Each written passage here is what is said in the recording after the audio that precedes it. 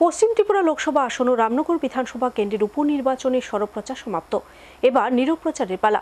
রাজনৈতিক দলগুলি সরপ্রচারের শেষ লগ্নে ভোটারদের মন জয় করতে কোনো কিছুতে খামতি রাখেনি। এদিকে নির্বাচন কমিশনও প্রস্তুত অবাধ ও শান্তিপূর্ণ পরিবেশে ভোট গ্রহণ প্রক্রিয়া সম্পন্ন করতে।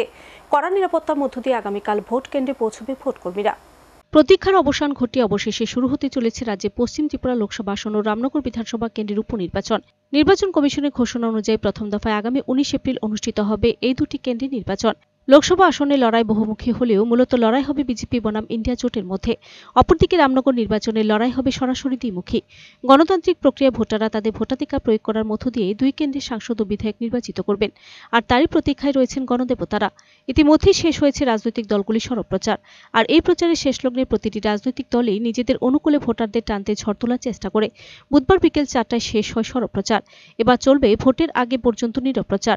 এদিকে নির্বাচনকে অবাধ ও শান্তিপূর্ণ পরিবেশে সম্পূর্ণ করতে সব ধরনের উদ্যোগ গ্রহণ করে নির্বাচন কমিশন। শান্তিপূর্ণ ভোটের লক্ষ্যে নিরাপত্তার নজরদারি ক্রমশ জোরদার করেছে কমিশন। নির্বাচন ঘোষণার পর থেকে নিরাপত্তার ব্যবস্থা ধাপে ধাপে জোরদার করা হয়েছে। সরপ্রচার শেষ হতে পশ্চিম লোকসভা আসনের গোটা এলাকায় নিরাপত্তার চাদরে মুড়ে দেওয়া হয়। বিভিন্ন হোটেল, রেস্তোরাঁ সহ অতিথি নিবাসগুলিতে ইতিমধ্যে নজরদারি শুরু হয়েছে।